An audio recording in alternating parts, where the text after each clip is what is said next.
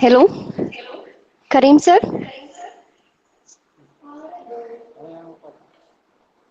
Oh, hello, yes.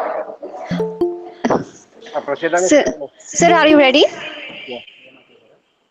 Yeah, I am ready, but it is not yet. Yeah, I am ready here. And Okay, sir. the guest is there already, and you can didn't have to talk Okay, at okay, sir. dinner start up and have to stop and okay.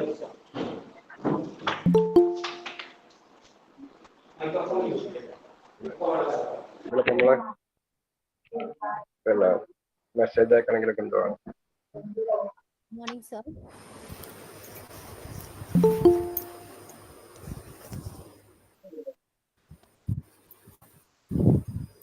Good morning, Karim sir.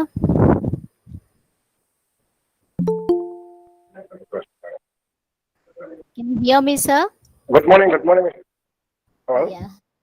Yeah. Can you hear me, sir? yeah I can hear you. Okay. Okay. Thank you, sir.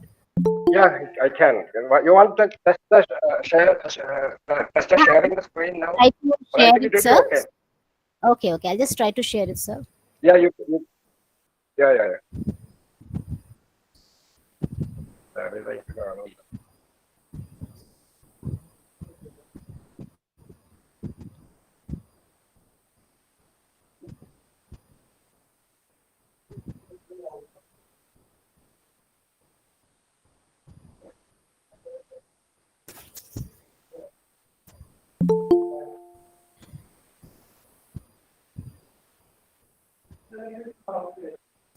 Can you see it, sir? let me check. Is it visible, sir?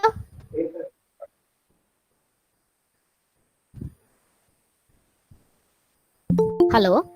Yeah, let me check. It is not yet Oh, because I okay. am I may have Okay. I'm some sharing range it, sir. problems. Just Let me check. okay, Hello, sir. yeah. I've shared it. Just let me know whether it's visible or not. Yeah, okay.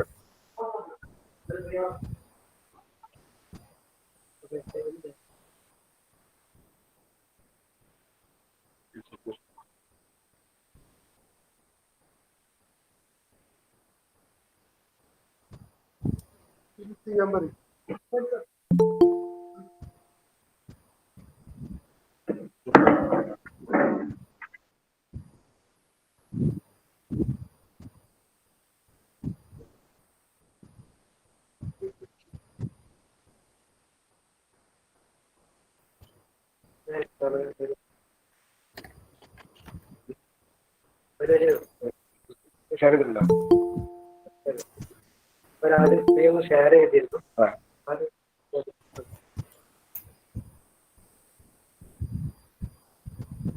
Hello, madam. Yes, sir. Hello. Hello, sir. Hello, Hello, ma'am. Can sir. you try it again? Okay. Can you Sure, sir. try it once more? Yeah, can you share it once more? Hello? Yes. Yes. Sure, sir. I'm doing it, sir. Yeah. Okay. Can you see it, sir?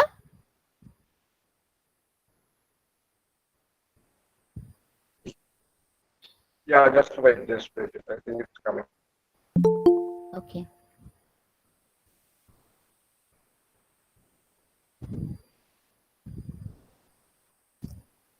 Ma'am, it is visible, ma'am. Visible, Is visible. visible? Okay. Yes, Thank you yes. so much. Thank you.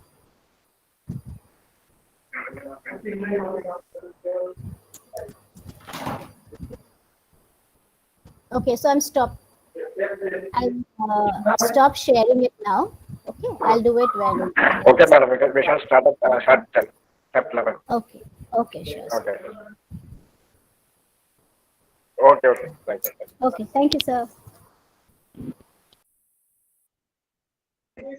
You're welcome, madam.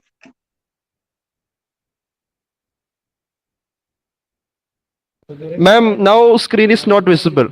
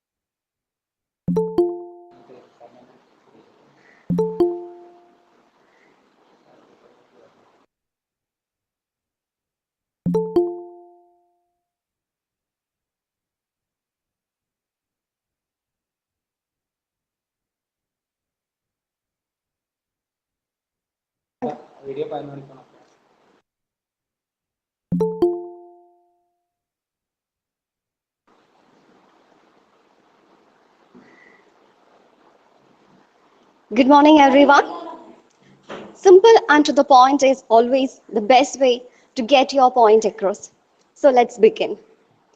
Once again, good morning and welcome, everyone. Thank you for joining us for today's webinar. My name is Prasida and I will be your host for today.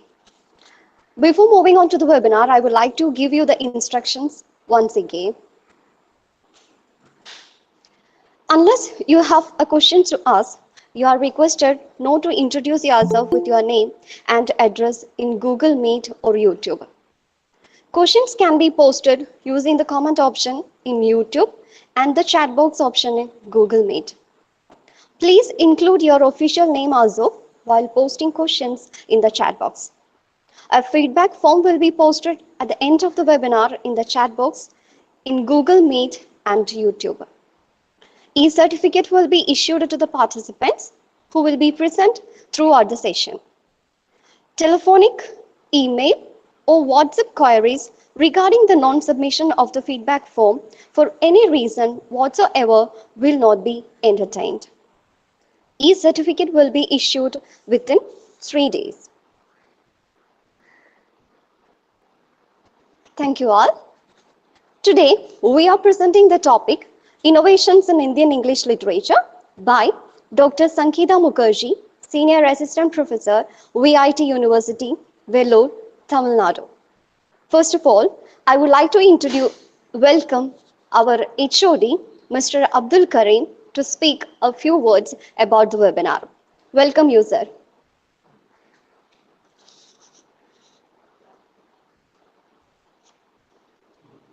Karim, sir.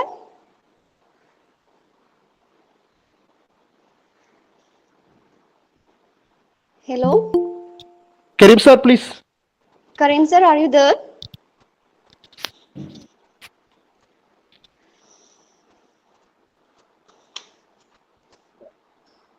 Hello.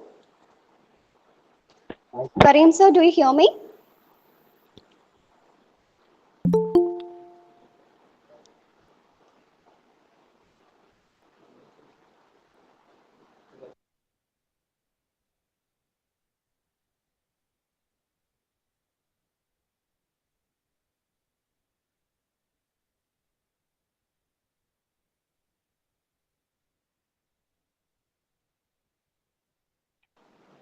Iqbal, sir, can you Yes, hear yes, me? yes, yes, Can you yes. please connect it to Abdul Karim, sir? Oh, yes, yes. Wait, please wait.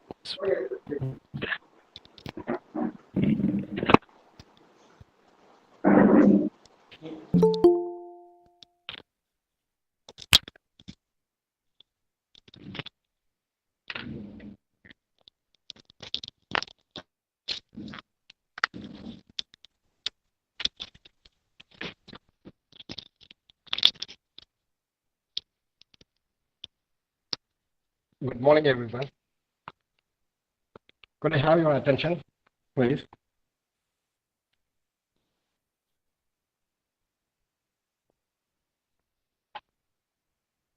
Distinguished resource person, Dr.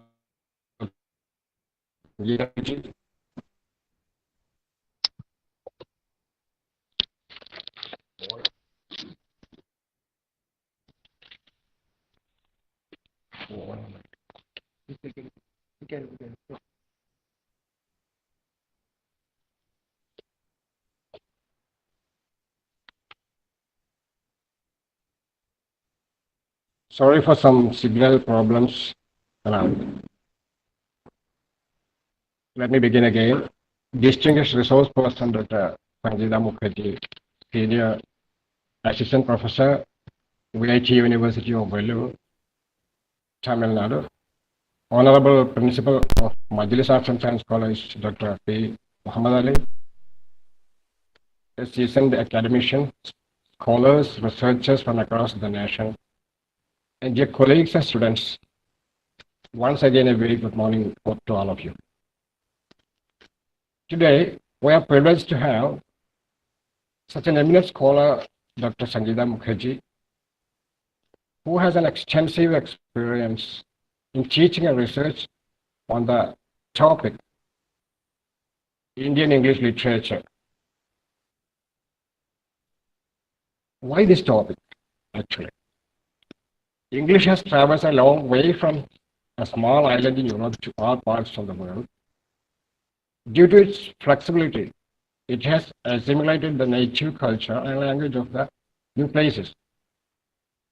Its localization is more promiscuous in colonized countries, as we know. 200 years of British rule was enough to give Indians an opportunity to bestow English with its new form, Indian English, as we say, which has now given birth to a new genre of literature, Indian English literature. It encompasses the works of many creative writers who have experimented with the language to give it a new flavor. So English in form, native in style, structure, and sensibility. This unique English has attracted readers, linguists, and researchers from every corner of the world to explore its territories. Thus, the aim of this national webinar is to bring together students, researchers, and academicians from all over the country so that they can discuss and share their thoughts and expertise on the various aspects of Indian English literature. We are sure we will be capable of materializing the very objective of this webinar. And today's program is scheduled for 1.5 hours. The first 1 hour of the session on the presentation of the topic, innovations in Indian English literature. After that, an interactive session in which you could also share your thoughts and ideas, express your concerns, comments, and ask questions, if any, on the points the speaker puts forward. And with these words, I would like to conclude my words, and I cordially invite our principal, Dr. PURAMANNUR, to inaugurate the session officially. Thank you all.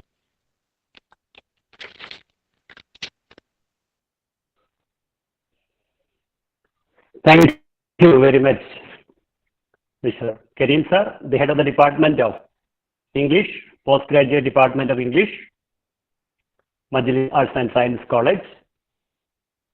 And thank you, Prasida, for introducing the event.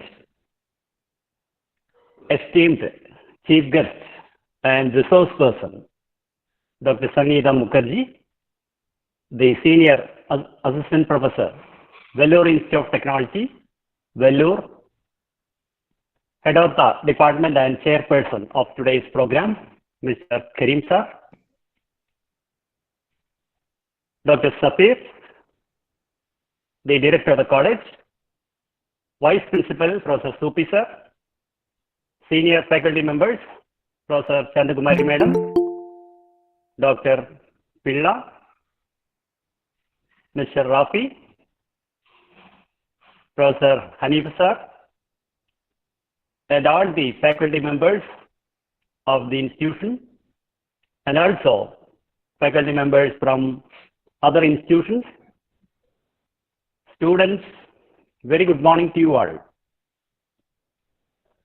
At the very outset, let me congratulate Head of the Department and the teaching fraternity of PG Department of English for organizing this national webinar.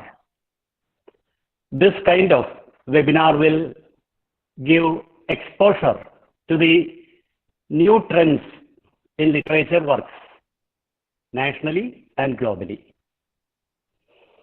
Literature is a set of expressions or feelings by the author, as we all know.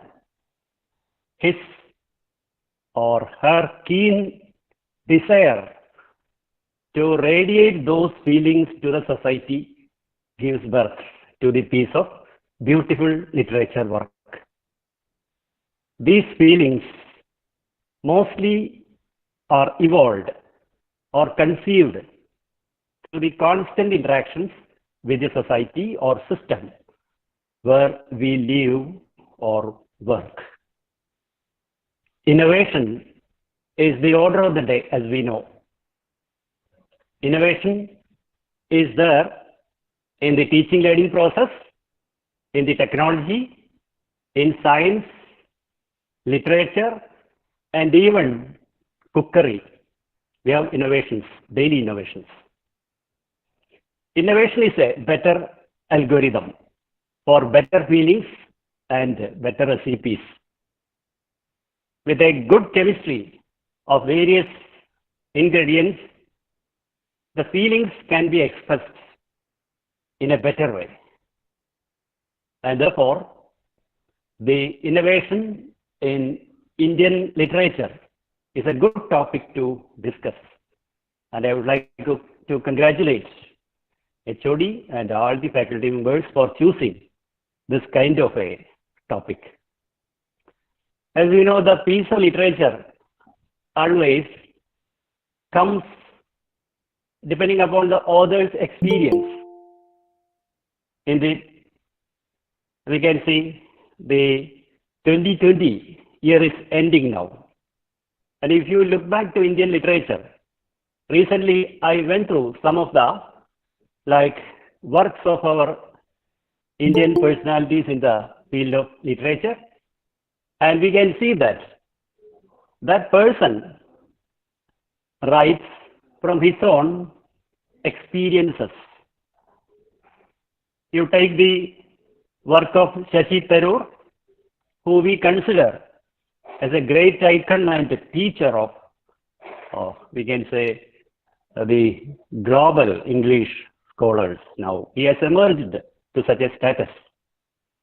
And his recent work, Battle of Belongings, portrays his vision about, feelings about nationality, patriotism, citizenship, and belongings.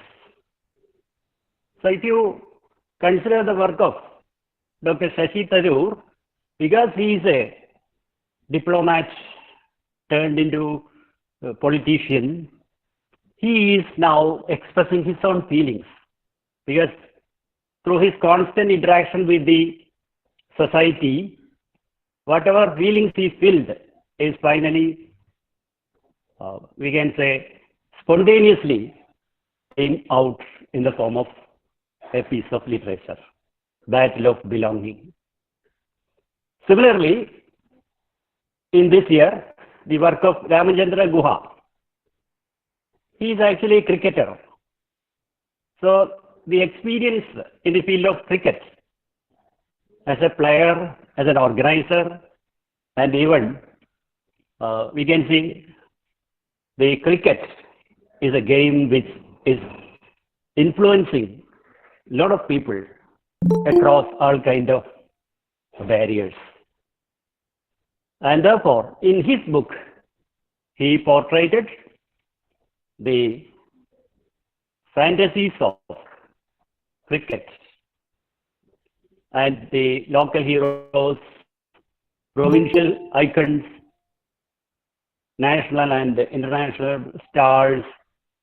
So this way, Ramachandra Guha, because he is a person from the field of cricket, he depicted those feelings of the person. And we all know that Urjit Patel, his recent book, Overdraft. So from that very title itself, we can make out the field of Urjit Patel. So what I'm telling is, each person has innovative piece of literature coming out from or through his personal experiences he gained from the society, and that is actually radiated into the society, that feeling, in the form of the literature work.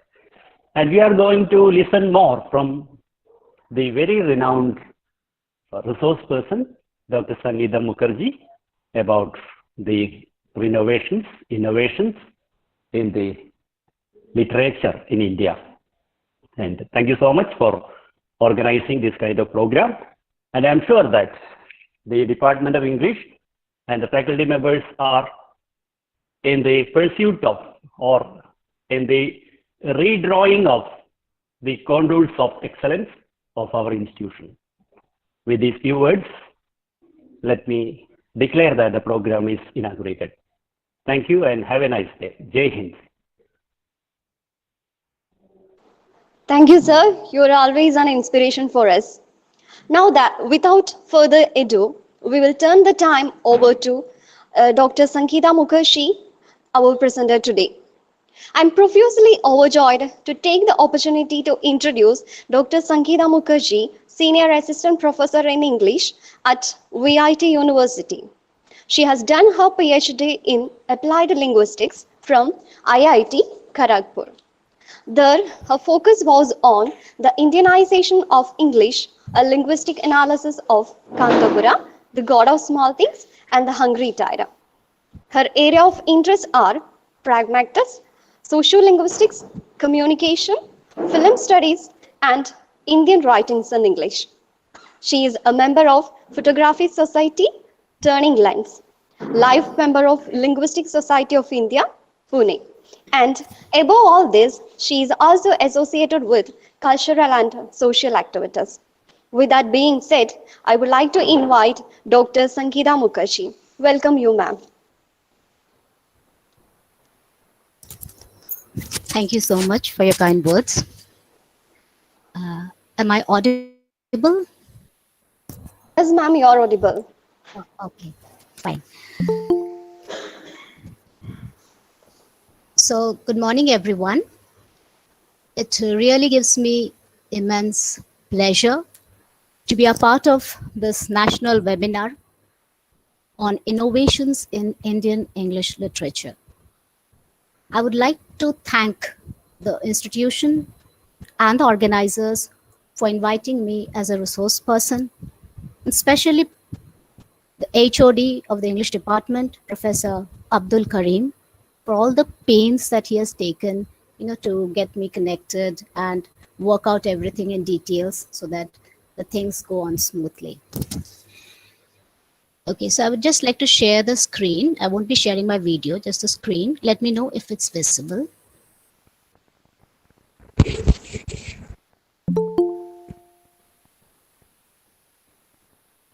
Is it visible? Yes, ma'am, it's visible.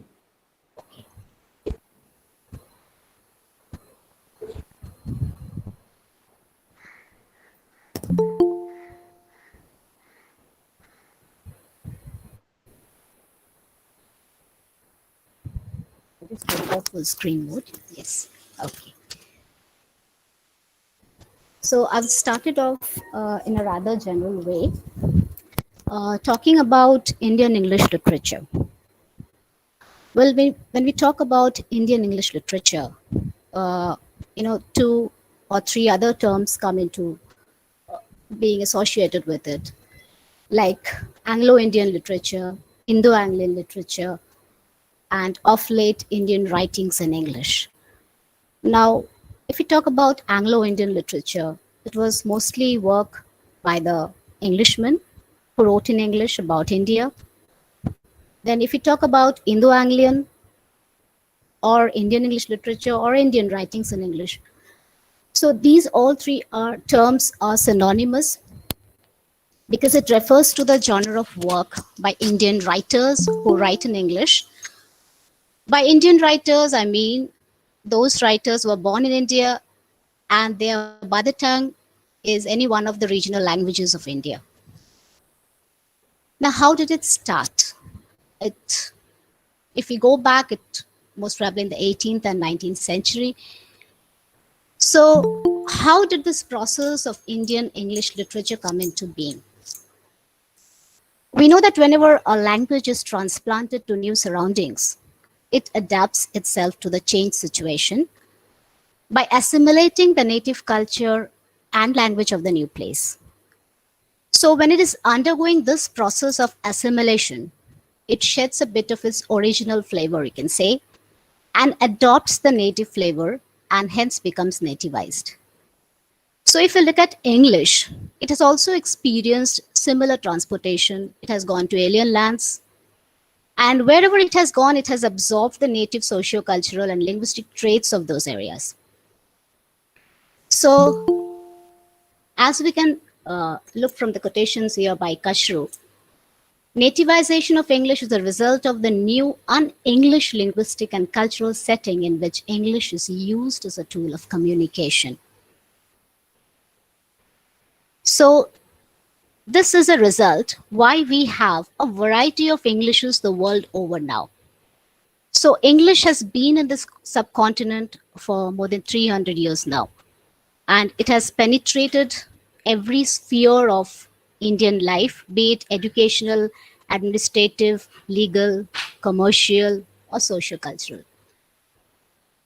And in this country, especially in India, it has carved a niche by molding itself to the new environment.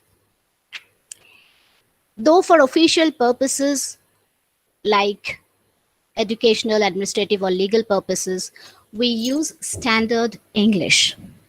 But when it comes to innovation, when it comes to creativity, we always tend to, the English tends to become more Indianized in its form. So if we look at it, we would say that it is not innovations in Indian English literature. Rather, Indian English literature itself is innovative. It is a result of an innovation. So you see, Indian English, it becomes visible in conversations when we are conversing informally. media, mass communications, and especially in creative writings. If we have a genre like Indian English literature, it's because of the creative writers we have. So if you look at the standard English and if we look at the Indian English, if we try to compare it, we see on the superficial level both are English, but there are deviations at the phonological, morphological, syntactic, and stylistic levels.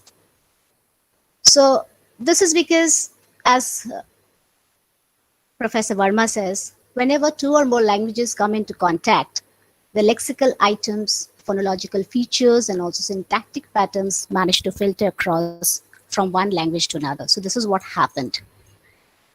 So English also was bound to transform itself in this multicultural and multilingual country, because as we know, language and society are interwoven.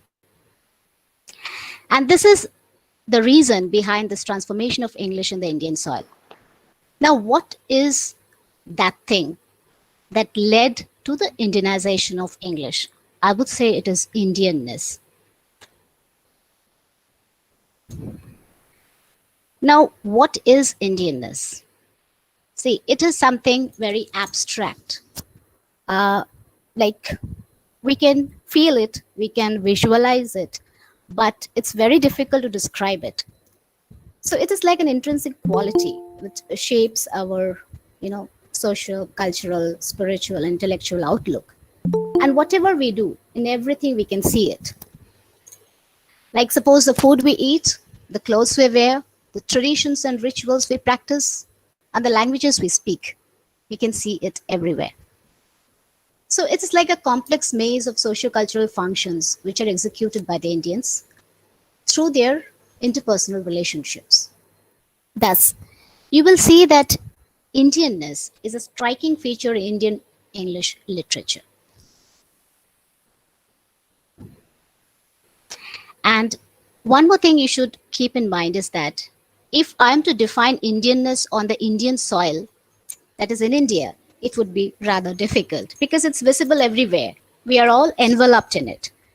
It is visible only when we go to foreign lands where people are not much acquainted with the Indian culture. Of course, they know about us, but not much in detail. So we as Indians, we act as carriers of Indianness.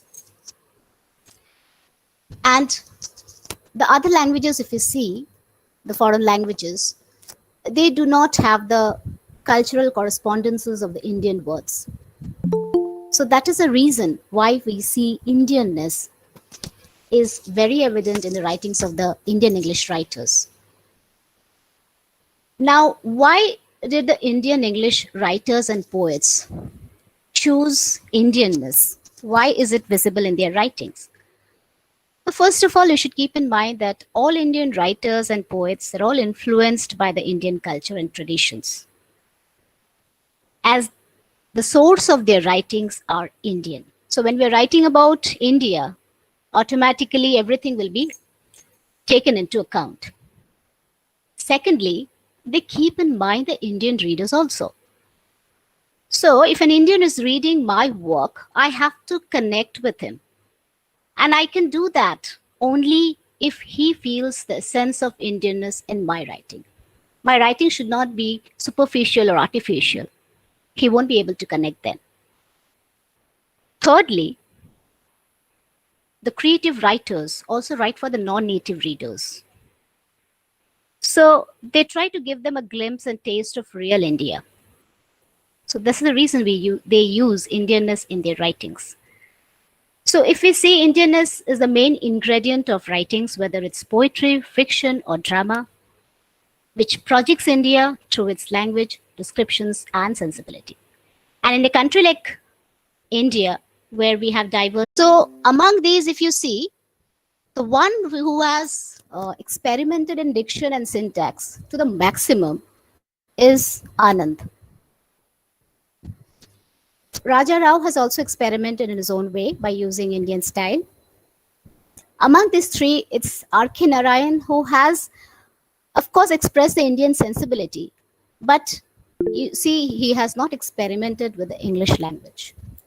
If we move to the second generation, We have Bhavani Bhattacharya. We have people like, he has experimented a lot. Why? That's why the reason I'm mentioning his name. And Markandeya, we have Nayantara Sehgal, we have Ruskin Bond, we have Anita Desai. Even Anita Desai, she has conveyed the Indian sensibility, the Indian feelings, but she has not much experimented with the language. Now, when we move to the current generation, the third and the current generation, we have loads and loads of writers. Every day you see a new writer is added to the list. So they have experimented English like anything. They have, like, it's English has become like a lab frog which they have cut and dissected and interpreted English in their own way. So I'll be talking about a few experimentations. Like if we look at Mulk Raj Anand, you can see he has directly translated the expressions. Since Hindi and Punjabi words, he has the local idioms, the imageries, he has directly tried to translate. Even if you look at Raja Rao, even he has done with that in his idioms, which I'll be talking about later when I'll be showing it. And he has also adopted not the English way of narration, but the Purana style when he's narrating. And if we come to the second generation, like I was talking about Bhavani Bhattacharya, you can see he has experimented with the English language since he was a Bengali. He has translated many Bengali proverbs, idioms, phrases. Like you can see one example I have given. So the original expression he has directly translated into an English one. So any foreign reader would be like confused as to what does this mean.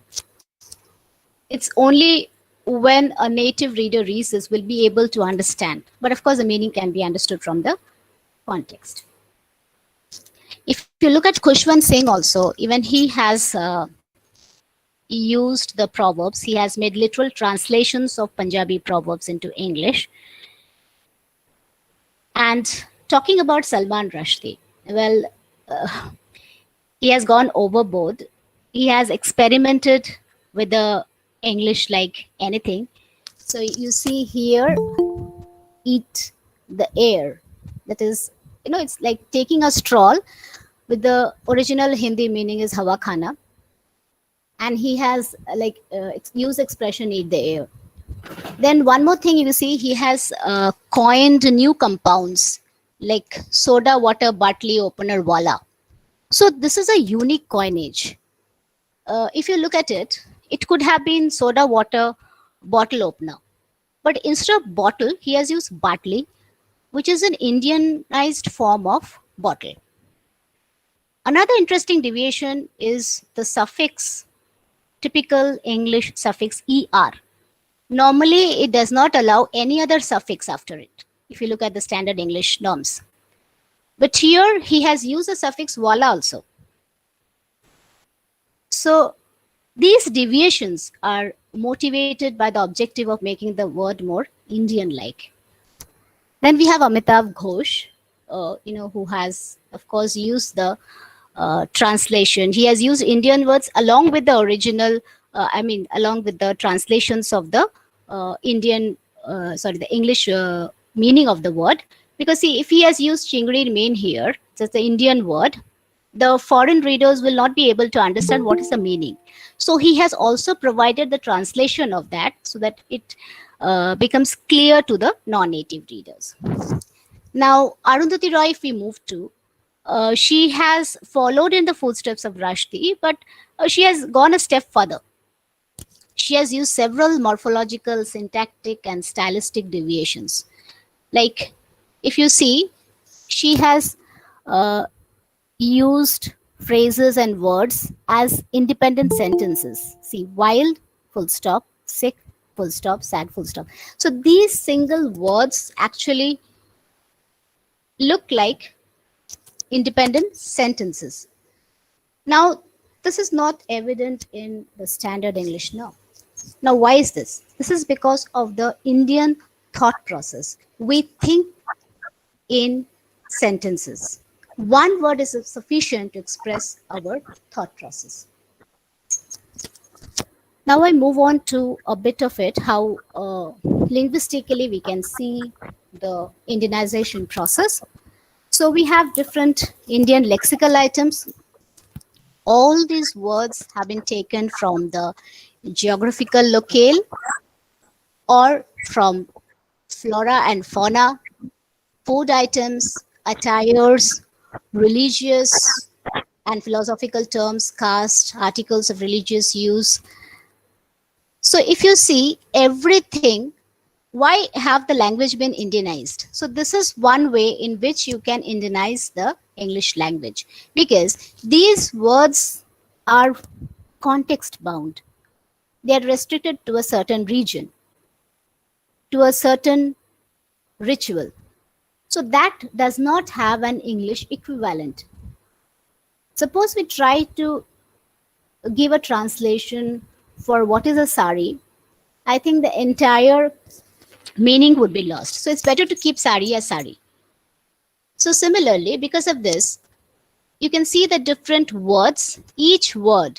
See, it is very much specific. Like if we look at Kantapura, it denotes the geographical locale of a place. So this is a word, this is a place which you will not find in any part of the world. So it's restricted. If we look at the flora and fauna, these are also restricted. The food items, if you look at the food items like payasam and pan, apparently it might sound like this a dish. For Indians, it's not a dish. Just no, it varies from region to region when you're using the ingredients while cooking it. But this is also an integral part of South Indian culture because it is offered to the gods in the Hindu temples during rituals and ceremonies. And it is also prepared on special occasions. Like they believe, like from the part I belong to, if you have payasam on special occasions like birthdays, so that will increase the longevity of the person. Similarly, if you look at the pan, the word pan is not just betel leaf. It has or it carries the socio-cultural associations.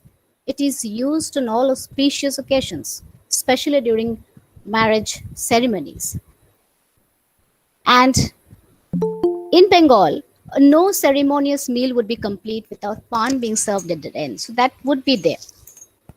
Similarly, when we come to the attires, you see, traditional costumes, it becomes more prominent when we have the festivals and ceremonies.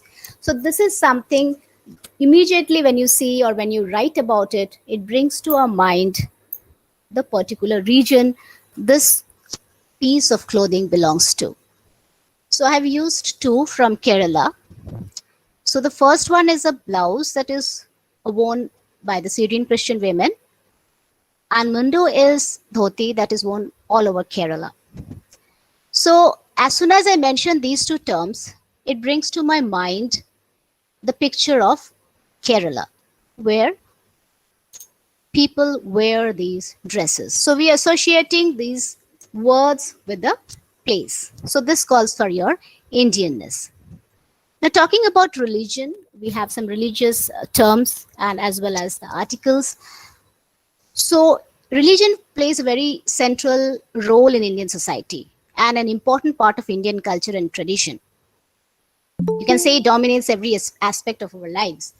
So, these are certain terms which we can associate ourselves with. As soon as we hear Kali Yuga, as soon as we hear Diwali, or we read that word, we can guess the meaning. We know the meaning, in fact, so we can associate it with the original word. Similarly, when we talk about castes, in India, we have the caste system. We don't have it in other countries. So here we can also associate that these are the castes that we have. So these are certain terms which has to be used in the writings. Similarly, with the religious articles of religious use or whether it's music, look at Kathakali. Immediately, when you think of Kathakali, it's Kerala, which comes to the mind. Excuse me, ma'am. Yes. Sangeeta, ma'am. Yes. Some people are saying that they can't see the screen. Would you mind restarting, presenting the screen, please? Fine, fine, fine. I'm doing it again. Prasida ma'am, it is not the Iqbal sir? miss. Somebody is not getting the screen. That is not the guest problem. Okay. It's clearly Yes, visible. I sir. think it is a problem of the If individual. That if they are not getting the screen, they may opt to YouTube. Okay. Okay, sir. Okay. Now it's okay, ma'am. Sorry to interfere. You can continue.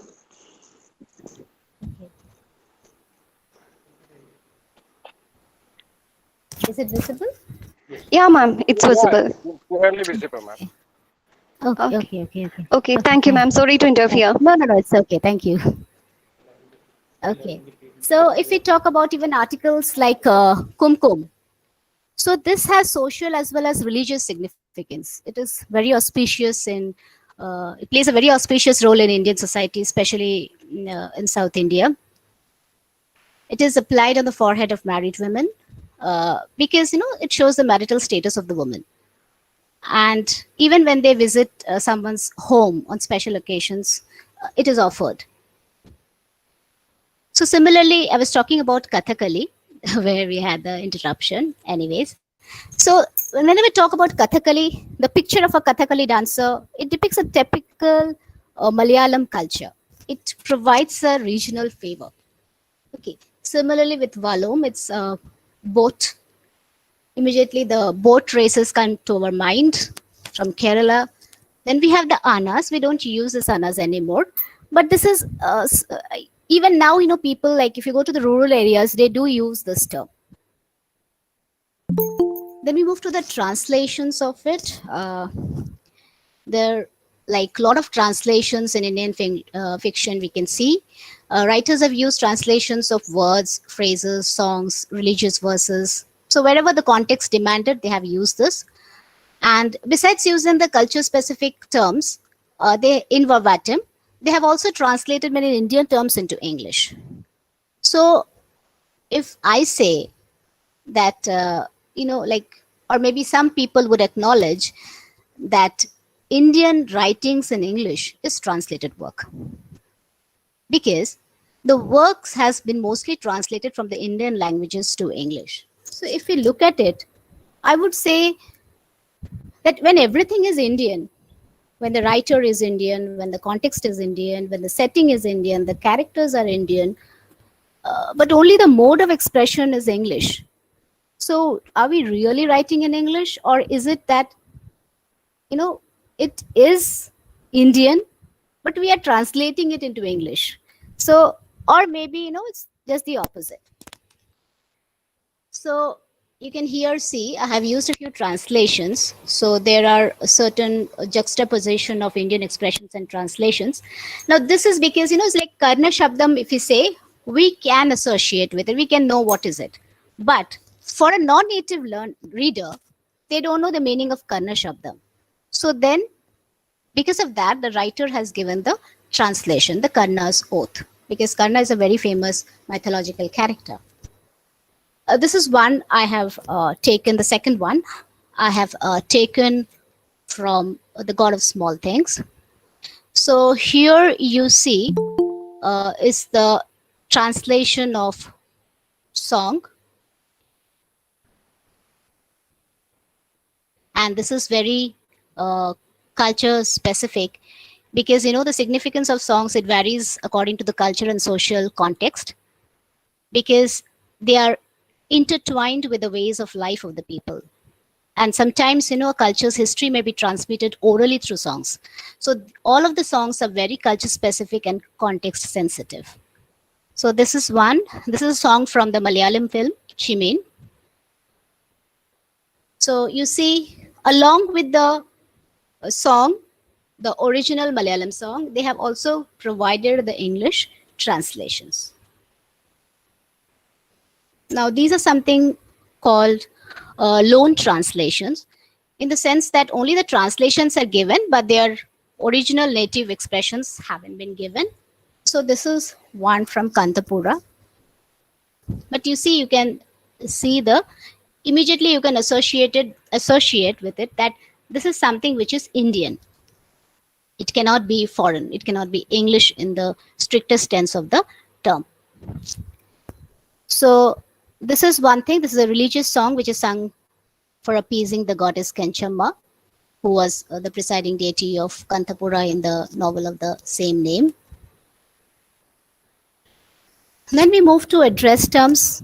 Of course, when they're writing in English, when the characters are speaking to each other, you have to address, they have to address the people in their regional address terms. You have to use those address terms. So there are suffixes sometimes like appa is added to show respect, or like modalali, which means the owner. So that is a term. Or like kinship terms like mama, mami, chacha, chachi. Here mama, chia have used. And also these are two Malayalam words that have used, Eddie and Edda. Now, Eddie is an address term that is used for a woman who is either equal to or younger than the speaker. And Edda is used for a male who is younger than the speaker, and it is used in a very derogatory sense of the term. Now, well, I think it's gone up. Anyway, it's code switching and code mixing. So this is also a social phenomena which is present in multilingual societies. And of course, India cannot be an exception to it. So if you look at what is code switching, it's a mixing of words and phrases. And I've given an example here. You can see here there are two characters. They're speaking to each other. And if you see, since it is something a bit confidential, the speaker has switched over from English to Malayalam. So this is something you should note, that this conversation takes place where people prefer the native language, because native language is something which comes naturally to them. Then we have code mixing, which refers to the transition from using linguistic units of one language to those of another. So these words that are used for code mixing, they are mostly loaded socio-cultural words. Like if you see here, Chakosar, a factory modalali. You see, she has not used sir. She has used sar. So that is the Indian form of sir. And modalali, which means the owner. So here the character is giving respect by using sar, and at the same time using modalali also to show that he belongs to a distinctive position. So using a professional term as well. Then we have the stylistic deviation. So you see the first one is by Arundhati Roy. She has used a unique style of storytelling. Like she has assigned sentential status to individual words and phrases.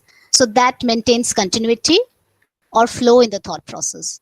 And this kind of narrative style you will also find in many Indian languages. So here what we see is the continuous thought process in the speaker's mind. They are segregated by long pauses.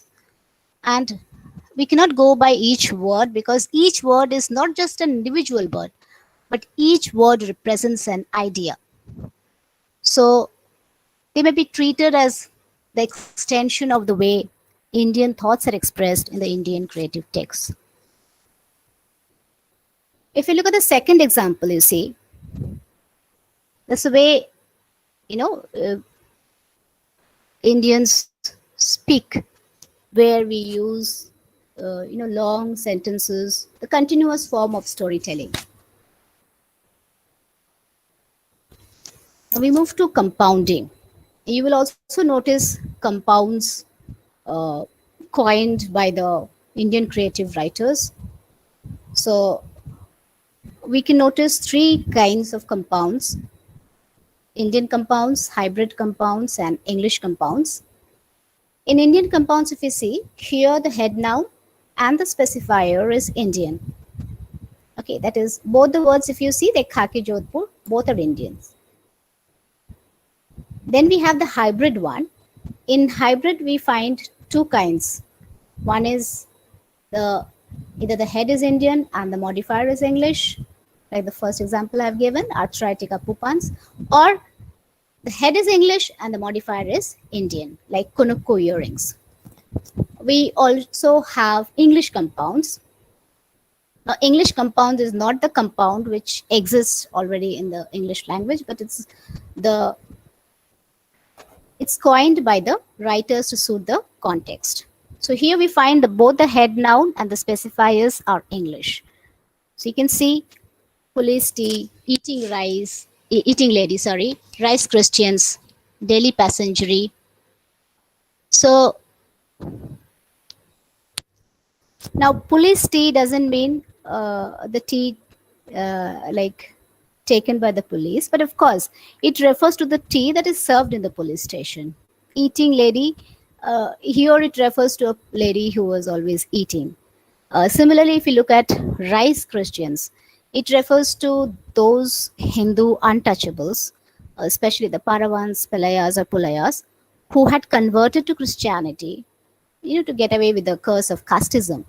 And since they were poor people, they were lured by money and rice sometimes for their conversion, and hence the name rice Christians. If you look at the word daily passengery, it refers to the passengers who commute daily. So it could be daily passengers, but they have used it as an action. So they have added only I to make it daily passengery. Then we have the structural deviations in the Indian English literature. So here, these are mostly motivated by the native language patterns. If you see the first example rather, any issues. Now, generally, when we hear the word issue, means a problem, right? But here, issue doesn't mean a problem. It means offspring. So, children. Next example, if you see, I want to meet with them. If you look at the correct English sentence, it would be, I want to meet them. But instead, with has been inserted in between. Now, this is an instance of grammatical interference, because in the native language, here it refers to the Bengali language, it is interfering with the grammatical system of the target language. The target language here is English. So the original sentence is like, Ami onader shathe dekha korte chai. So because the word shathe is there, it causes the interference, and hence the speaker uses its English equivalent. Therefore, to make it more Indian, to make it more authentic, he has deliberately used the structural deviations. Then we have the translated proverbs and Indian idioms. You can see this is one characteristics which you will find commonly used by the Indian English writers. So many have modified it, many have retained the original one, like they have translated from the original Indian proverbs. So this is just to give a native feel. So having spoken about this, I would like to venture into the scope that could be, that would be available to all the researchers, even the students. So if you're thinking of research, like it's exhaustive. Indian English literature, there were a lot of experimentations, explorations, research has been done actually. So, but still there are a lot of scope, because now we have the trend of retelling mythologies. We see many writers like Amish Tripathi. So they have all tried to experiment. So retelling of mythology is going on. So that is one area where it can be explored. Then the stylistic approach of how the writers have experimented with the style, that can be, of course, looked into. Then, of course, from the linguistic point of view, you can just apply the linguistic rules to explore Indian English literature. It can be any genre. I have restricted myself only to fiction, but you can explore anything. You can even explore the media, the newspapers, the communication we have in daily life. Even you can take up from there. Or whenever you're teaching in the classroom scenario, you can just take it from there also. Then, of course, now we have the postmodern perspective. You can look from it that way. Post truth. After postmodern, post truth has also come into the picture. So we have the different theories you can apply and you can see. Then we have the different trends. We have even communication that I was talking about, the interpersonal communication. So whenever we're talking to people in India, uh, how do we talk to people, both in formal and informal occasions? Even when we're writing, we're sending SMSs. You look at the script, we might be using English script, but the words we're typing are basically Indian. And even when we're talking, you see, we will use certain Indian words and we will use English also. So this is something, even in teaching, you see, like there are students sometimes, you're not able to understand English. They find it very difficult when you're using a very tough word. So at that time, you have to translate it for them. Suppose you're using a word, you're translating it. So it has a lot of prospect, a lot of research can be done in the field of communication also when it comes to Indian English literature. Translations also you can look up. Translation works. And even while English language teaching, you see in ELT, we can also apply it in the classroom teaching. So you can make use of the prose, poetry, fiction, shorter fiction. So we can use this in teaching our students as well.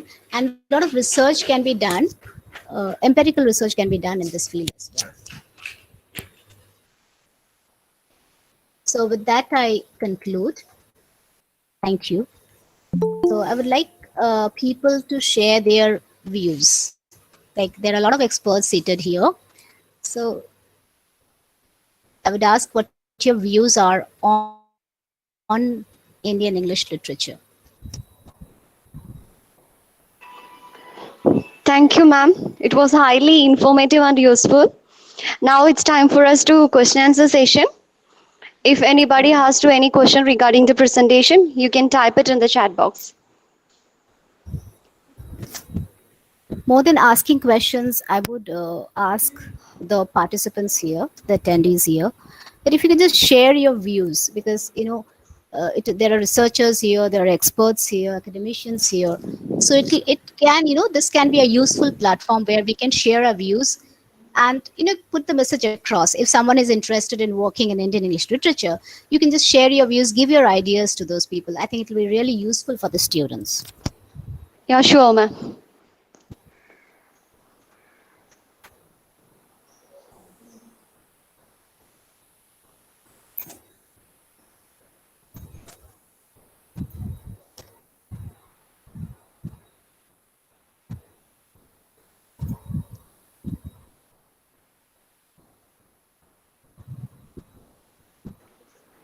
Participants, if you're interested in to have an interactive section with Dr. Sangeeta ma'am, you can unmute yourself and speak up. Do we have any researchers here who are working in the Indian English literature?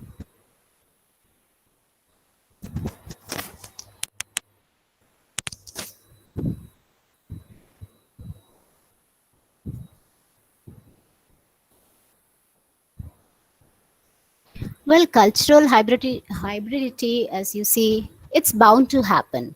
Okay, we have different regions here. We already have a very diverse form of society. We have so many regional languages, different practices. If you look at the customs, everything is different. So when we have so much cultural differences, English, which has been transported here, even their culture is totally different from us. So when such things, English and your Indian culture, they meet, the West and the East meet. So it will, of course, give birth to the cultural hybridity. And that is what is reflected in Indian English literature. So see, we could have given any other term to Indian English literature. Instead of saying Indian English literature, we could have said English literature. But why do we use the term Indian English literature? Because it is not like uh, English literature, it is different. And that's why it forms a different genre of work together.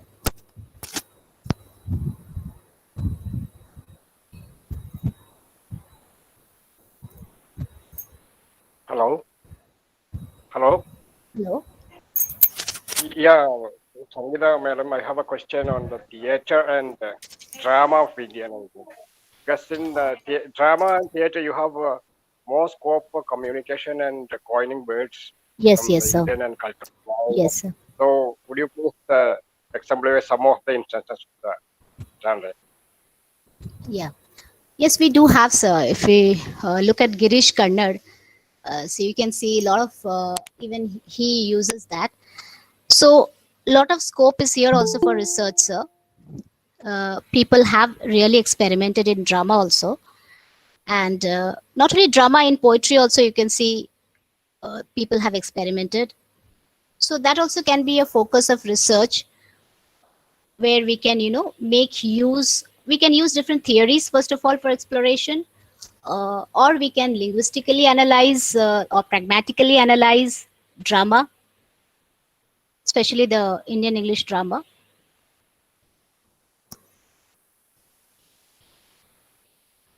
Because mostly, sir, a lot of research has been done in fiction.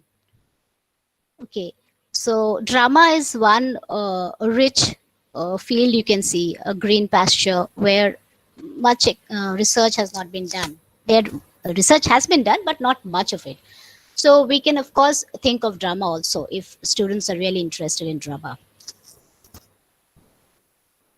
Thank you, ma'am. Thank you, sir. Hello, ma'am. Hello. Hello. Hello, Adita, I can hear you. Yes, I'm a research scholar from Kerala, and I'm currently doing research on Indian English literature. Particularly, I have two questions. One is, I can say in research areas or while selecting research topics, there is a tendency to look down on this Indian English subjects. All are very much interested in Western topics or Western authors. I Yes, don't know yes. what is the reason, but the response from outside like research world is that Indian English literature is something that we have already done something in that area. So you Mm-hmm. can do something from Western theories or Western Mm. writers. So what will be the reason for it? And my another question is that space studies being it is considered as a Western concept, but I think it can be applied to Indian English literature. Yes, And currently, yes. I am doing space studies and Indian English literature. That is my area of research. So, what is your take on that? So, these are my two questions. Thank you, ma'am. Yeah. So, first of all, you say there's a craze for researchers to work in on Western authors, right? American or English, rather than the Indian ones. That is the thought. Okay, the outlook towards the Indian writers. So, I because maybe they feel that if I work in American literature on some American writer or some British author, it will give more weight to my writing. I would sound something which is very flamboyant and all that. It's not like that. There is lot of scope for research in Indian English literature as well. So it needs a motivation, it needs an inspiration, and we should not be looking down upon Indian English literature. It's no more that you cannot consider it as a work of literature, a genre of work. It has been accepted. So, and since there are a lot of explorations which can be done here, I don't think why people. Of course, it varies from person to person. It's the psyche of people, you cannot change it sometimes, but I think those who are really interested in working in English literature, you can definitely do it. And I don't think you need to feel bad about it or feel low about it that you're working in this. Even space studies, yeah, it was, you can say it is a Western concept, but it can be applied to Indian studies as well. Thank you, ma'am. Thank you. Thank you.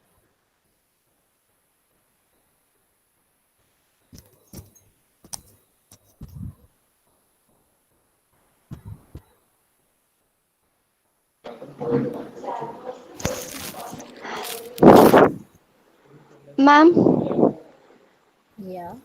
ma'am, there seems to be a question in the chat box. Like Anju Reggie, he has asked a question like he would like to know the scope of post-truth in the field of Indian writings, as Indian culture always give a special space to myths and beliefs.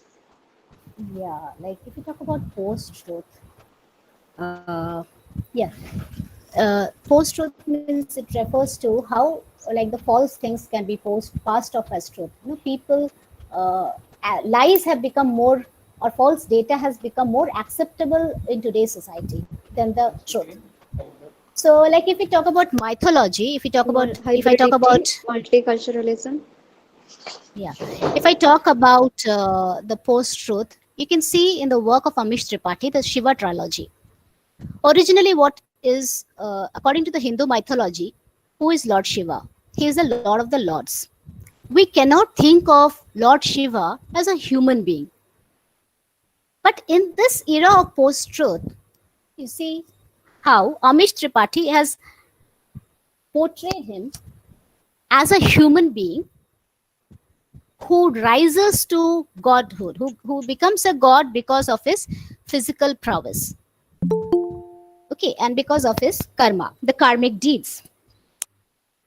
So here you can see the mythology, the decentering takes place, uh, and the myths that were surrounding gods, that God is something which is divine, which we cannot think of attaining. But here, the writers, while retelling mythology, they have deviated from that, traditional fixed notions, and they have come up with a lot other interpretations of Indian mythology.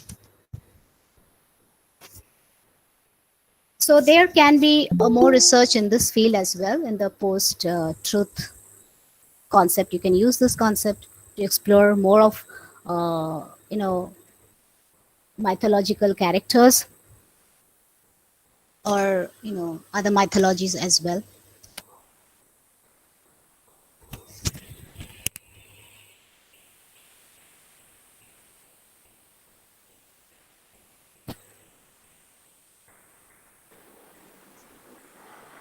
Hello, ma'am. There is one more question over there. Mr. N. Arun Karthik, he has asked the question like to tell us about the difference between hybridity, multiculturalism, and transnationalism in Indian writing in English. Okay, so in order to differentiate between these terms, you can just think of the terms in the original sense, in the sense like what is hybridity? It's a cross between different races or cultures. So something which is mixed, which is not pure. So it's not a new cultural or historical phenomena. So this is an old one. So we definitely find this in Indian writings in English.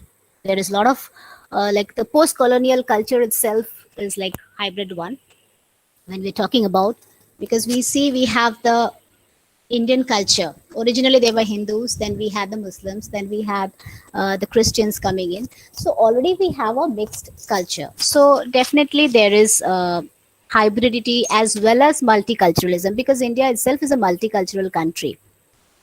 Yes, and what is the last one he asked? Trans Ma'am, transnationalism. transnationalism.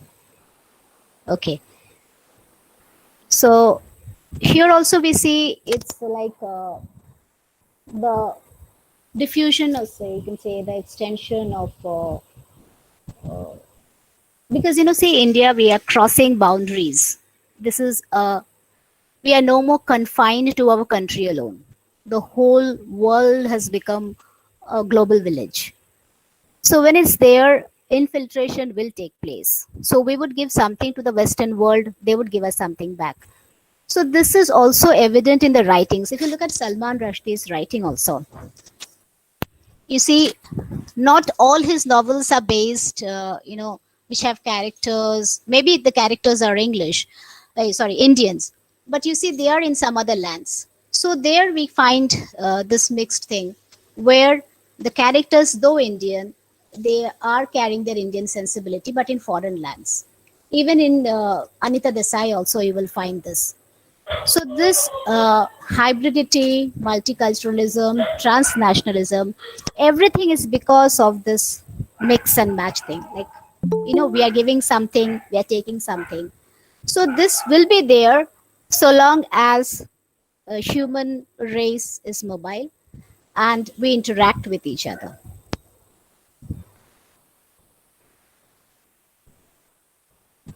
Because most of the writers write from their own experiences. So, and to make it authentic, you have to be a bit, like a bit realistic and pick up something from the society. So the society itself has become a hybrid society or multicultural society.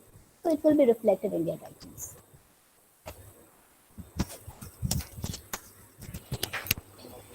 Okay, ma'am. There is a one more question. Like, is the expression Indianness is considered arousing national consciousness? Is the term? Okay, could you please repeat it? Is the expression Indianness is considered arousing national consciousness?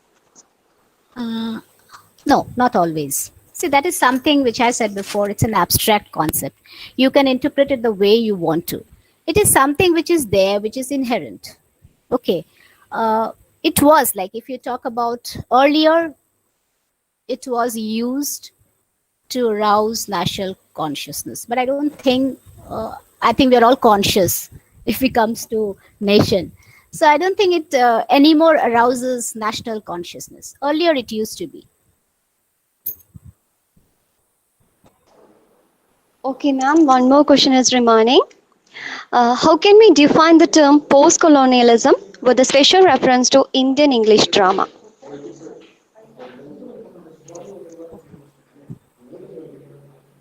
Hello, ma'am. Hello? Did you hear the question? Could you just repeat it? Yeah, sure. How can we define the term post-colonialism with special reference to Indian English drama? Okay. So,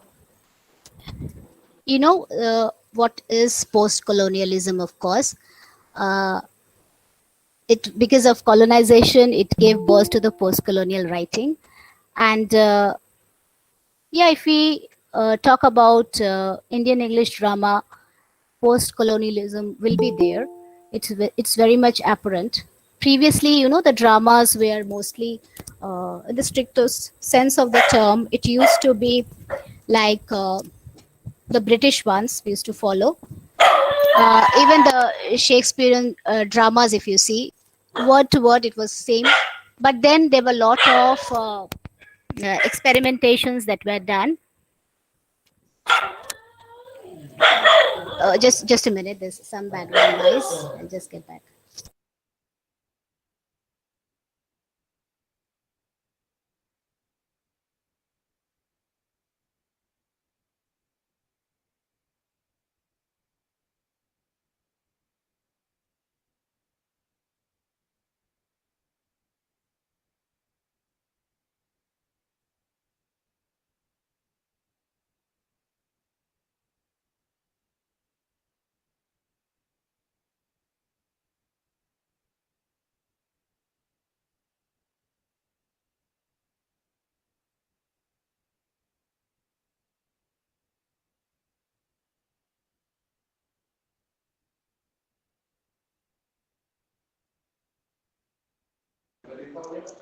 Hello, ma'am.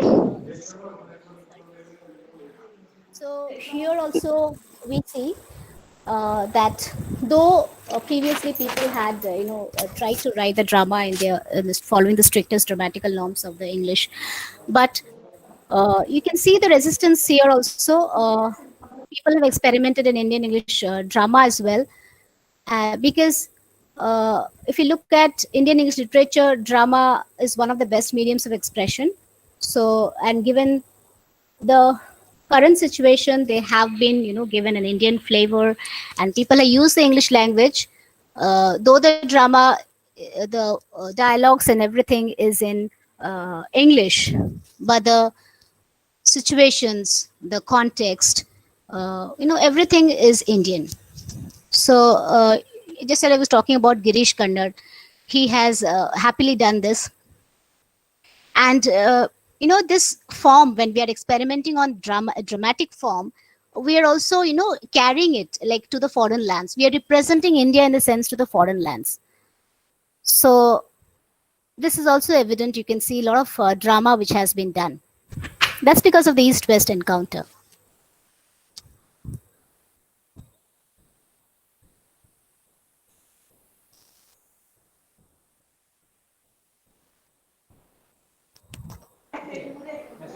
Ma'am, there is one more question. It's a bigger one.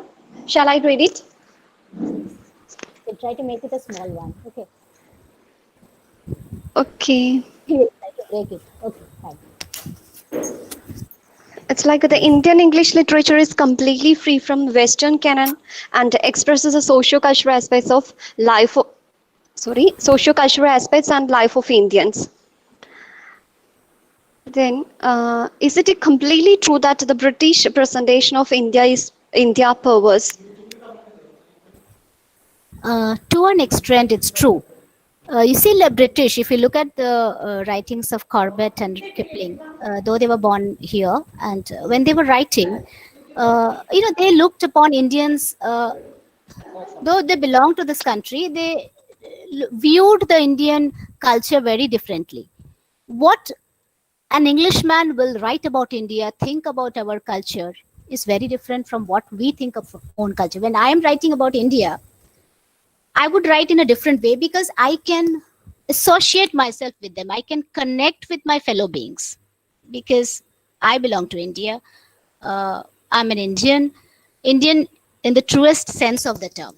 But if a foreigner, even though he's born and brought up here, writes about us, he will not be able to do justice to the Indian way of expression. What he will tell about us, how he will interpret our culture or our context would be very different from how we would interpret it. Because their culture is totally different from us. So I don't think they'll be able to do justice, even though they try to do much.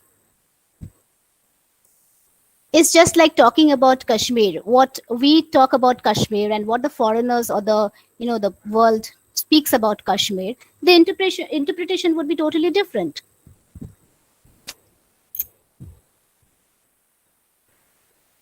What is the first part, Preeti? Can you just tell me? What was the first part of the question? One second, ma'am. Prasita, Like, sorry. yes, Indian English literature is completely free from Western canon and expresses socio-cultural aspects and the life of Indians.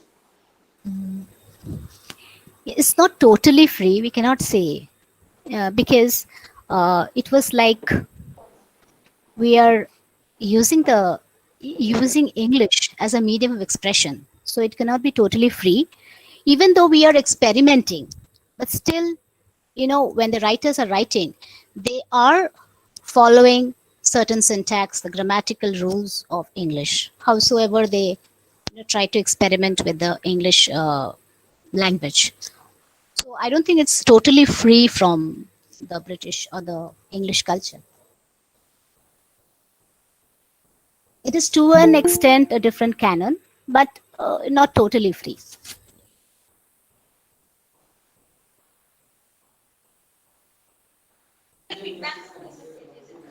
Ma'am, there is some more questions. Uh, like, we usually view Anida Desai as a diasporic writer. Then, how do you relate with her in transnationalism? Yeah. See, mostly if you see her characters, they have all migrated to different foreign lands. And they have tried to adjust with the surroundings of that country. Okay. But you will see in the writings that there's a lot of Indianism in it because the characters are Indian. So they carry their Indian psyche, their Indian culture with them, their Indian mindset with them. Like Indians As Indians, you're supposed to do this, because this is our culture. From birth, we are, when we grow up, we are told that these are the things you should follow. So when these Indians go to the foreign lands, first of all, there is adjustability problems that is there. But slowly, if they are adjusting also, somewhere, they cannot, like if you see, the Indians are a bit boisterous. We are a bit overexpressive. So the characters face the problem when they come into contact with the native people of that country. So if you see, even though her English is very chaste one, she uses a bit of Indian, very sparse Indian lexical terms in her writings, you see. But the whole psychology of the Indian women, you will see the Indian sensibility there. So that forms the entire thing of transnationalism. Okay, ma'am, there is one more question remaining. Like, if our Indian style of writing improves in our stylistic approach, could we come up in a worldwide fame? Worldwide? Fame. Save. Fame. F-A-M-E. Fame. Okay. Could you just repeat it once again, Prasita, if you don't mind? Yeah, sure. If our Indian style of writing improves in our stylistic approach, could we come up in a worldwide of fame? Yeah. See, already I think the writers whom we talk about, or the creative writers, they're very good in English, if you see that sense of the word. They're all, they studied in either convent school or English medium school. Their English is very good. If you look at Shashi Tharoor, immense vocabulary. So, they are, you just cannot compare them with the other people. They have experimented because they chose to experiment. No one has forced them to experiment. They have experimented because they feel that experimentation is the only way to express our Indian thoughts, or make the writing which is about India more authentic or more realistic. So that is the only way. That's why they have experimented. It's not that they don't know English. They are very good in it. I would say grammatically they're very strong. They whenever they speak formally, you see they speak chaste English, very good English. So we just cannot make comparisons that way. Indian English writers, if we use a stylistic and this and that, I don't think so that way. They are really very good. The style followed by the British or the Americans, it's different. Ours is different.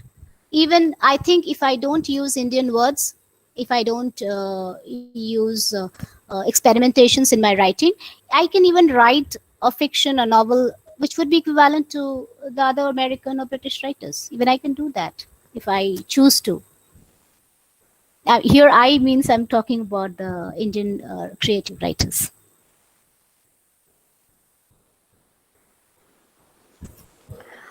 Ma'am, there is a few more questions like, Indian narrative in English is a fictional echo of multilingualism and interculturality. Is this true, ma'am? Yeah, it is. Okay. So I hope that there are no more questions. Thank you, Dr. Sangeeta, and all the participants for your active interaction. Now let's wind up. For the official vote of thanks, I would like to invite Sumaya AP from 2nd MA. Am I audible, Miss? Yeah, sure. Good afternoon, all.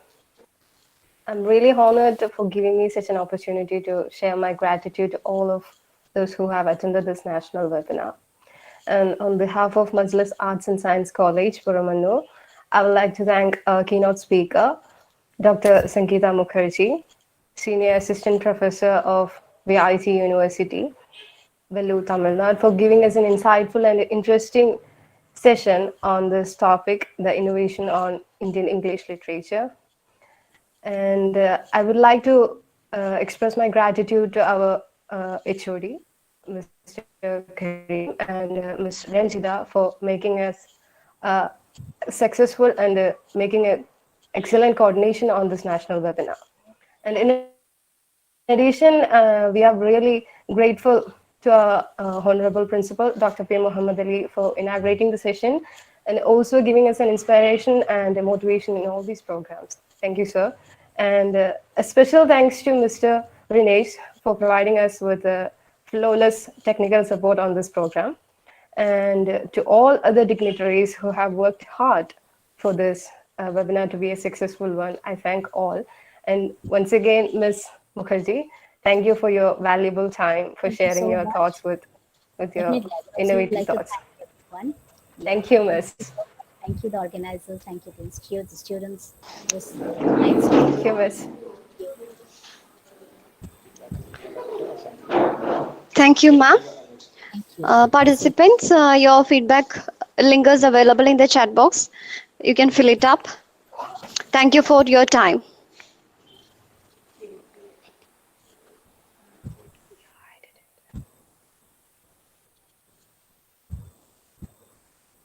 Thank you once again.